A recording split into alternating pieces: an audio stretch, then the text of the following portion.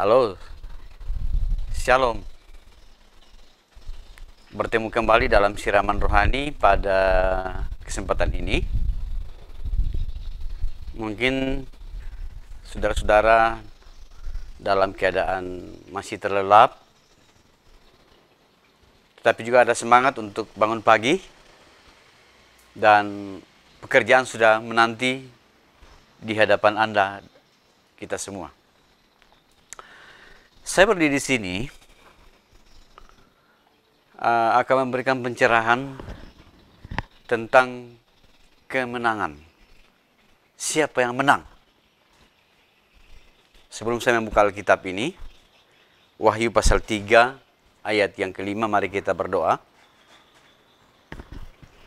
Tuhan Allah, kami akan mendengarkan firman-Mu, terpujilah nama-Mu, dan kuasailah kami semua, supaya firman-Mu akan menjadi makanan rohani kami dan membawa kemenangan bagi kami sebagai orang yang percaya. Dalam nama Yesus kami berdoa. Haleluya, amin. Di sini saya akan membaca sebuah bagian Alkitab. Sebagaimana saya sudah sampaikan tadi, Wahyu pasal 3 ayat yang kelima. Firman Tuhan mengatakan demikian, barang siapa menang, ia akan dikenakan pakaian putih. Yang demikian aku tidak akan menghapus namanya dari kitab kehidupan, melainkan aku akan mengaku namanya di hadapan Bapakku dan di hadapan para malaikatnya. Firman Tuhan ini sangat menarik untuk kita simak sebagai orang yang percaya. Orang percaya adalah orang-orang yang sudah dimenangkan oleh Yesus Kristus. Dan orang Kristen harus berjuang dalam hidupnya untuk mengerjakan keselamatan yang sudah diberikan oleh Tuhan Yesus Kristus. Walaupun bahwa semua sudah dikerjakan oleh Yesus di kayu salib. Tapi sebagai seorang yang sudah ditebus, kita sudah dimenangkan, maka kita harus berusaha untuk belajar mentaati dan setia kepada kehendak Allah. Dalam bagian firman Tuhan kitab Wahyu pasal 3 ini dikatakan barang siapa menang. Orang Kristen, orang yang percaya kepada Tuhan, yang menang dalam iman, akan diberikan pakaian putih. Pertanyaannya, siapa musuh kita sebenarnya? Sehingga kita harus melawan dan menjadi pemenang. Siapa musuh kita? Musuh kita ialah kuasa kegelapan. Iblis senantiasa akan mencobai kita. Coba lihat, iblis mencobai Tuhan Yesus. Mengapa Yesus ingin dan mau dicobai oleh iblis? Sebenarnya akan mencontohkan kepada kita supaya kita belajar untuk melawan kuasa kegelapan. Sehingga Yesus sebenarnya Yesus tidak perlu memberi dirinya untuk dicobai oleh iblis, dan tidak akan pernah kalah. Tetapi dia mau mencontohkan kepada kita bahwa betapa perjuangan kita memakai senjata rohani Allah, yaitu firman Tuhan. Jadi kita harus memenangkan perjalanan dan hidup dan iman kita ini. Dan akan diberikan pakaian putih. Apa itu artinya? Diberikan mahkota, diberikan kemuliaan, diberikan kekudusan. Pakaian putih itu melambangkan warna kekudusan dan kemuliaan, warna kesucian dan sebagainya. Dan itu akan diberikan kepada orang-orang yang percaya. Dan hanya diberikan kepada orang yang belajar untuk selalu mengikat perjanjian dengan Tuhan. Yang berikut bahwa orang-orang yang menang, yang sudah dimenangkan oleh Yesus Kristus di kayu salib dan memenangkan perjuangan imannya, itu akan ada namanya di dalam buku daftar kehidupan. Jadi dalam firman Tuhan ini, bahwa ada dalam kitab Wahyu, akan memiliki tempat orang-orang yang menang itu, dan ada namanya tertulis di dalam daftar buku kehidupan. Jadi Allah memiliki buku kehidupan. Di dalamnya ada nama-nama orang yang telah menang. Nah, pertanyaannya ialah, bagaimana seandainya kita tidak menang?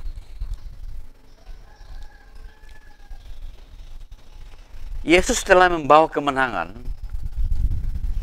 tetapi justru kita tidak mau menghargai kemenangan tersebut.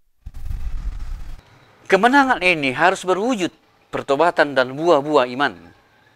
Jadi ciri-ciri orang yang menang adalah punya semangat, punya rasa syukur, dan nama orang itu tercantum dan tersirat di dalam daftar kehidupan. Makanya buku kehidupan itu adalah daftar nama-nama orang yang sudah diselamatkan dan menang dalam iman. Saudara-saudara yang sama dikasihi Tuhan Yesus Kristus, bagaimana kalau tidak tertulis dalam kitab Wahyu pasal 20 ayat 15? Ya, saya ulangi lagi. Wahyu pasal 20 ayat 15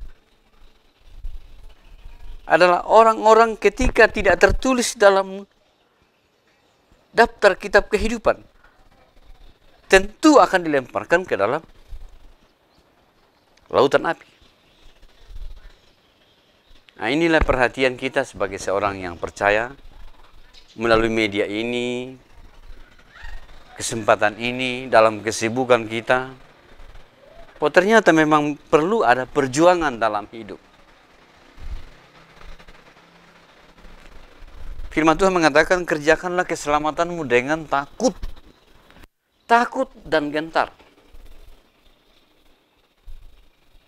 Memang Yesus telah mengerjakannya.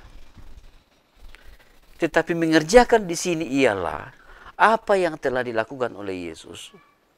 Perjuangan di Golgota itu, tertumpah darahnya, bukan berarti bahwa kita harus gratis. Sudah beres kita punya, tidak. Tetapi adalah justru kita belajar untuk mengisi kemenangan itu, kebangkitan itu. Jadi kita sebagai seorang yang beriman kepada Yesus Kristus adalah orang-orang yang berjuang. Kita berjuang dalam hidup. Mau makan harus kerja dulu. Itu berjuang dalam hidup.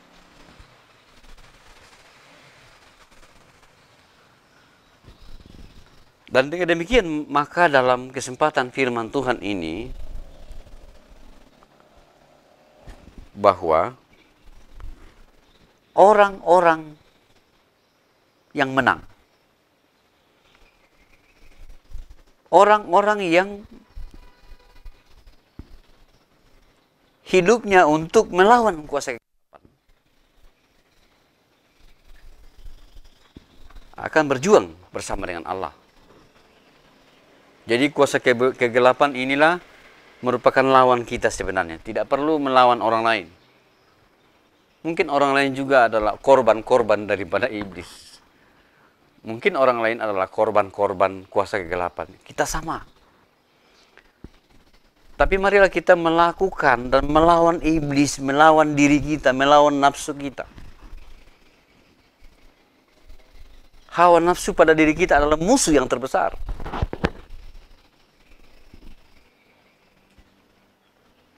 Jadi, jangan sampai kita menjadi agen-agen kuasa kegelapan.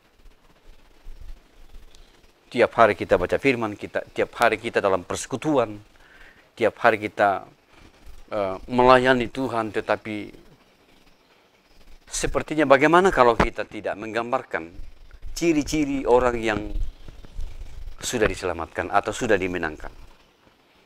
Jadi orang Kristen, orang percaya harus menjadi pemenang. Tidak bisa tidak. Ketika iblis menawarkan hal-hal duniawi, ketika iblis menawarkan hawa nafsu, kekuasaan, ya, dan beberapa hal ciri-ciri kekuasaan kegelapan itu, ketamakan, maka kita belajar untuk justru harus memulai dengan perlawanan. Oh tidak, firman Tuhan mengatakan, jangan kau sentuh aku, jangan kau pengaruhi aku, tetapi adalah Yesus Kristus sudah menjadi juru selamat pribadi dan Tuhan saya. Saudara-saudara, marilah kita merenungkan semua ini, bahwa kita sudah menjadi pemenang dan telah dimenangkan oleh Yesus Kristus, bukan karena kemampuan kita atau mungkin karena amal kita, tetapi adalah karena kasih karunia Yesus Kristus. Keselamatan ini, kemenangan ini kita peroleh dengan baik. Semoga firman Tuhan memberikan kekuatan kepada kita dan menjalani kehidupan untuk hari-hari ke depan, terutama dalam suasana-suasana pandemi ini. Kita tidak boleh kalah, tetapi kita harus menang dalam iman. Terpujilah nama Tuhan. Haleluya. Amin.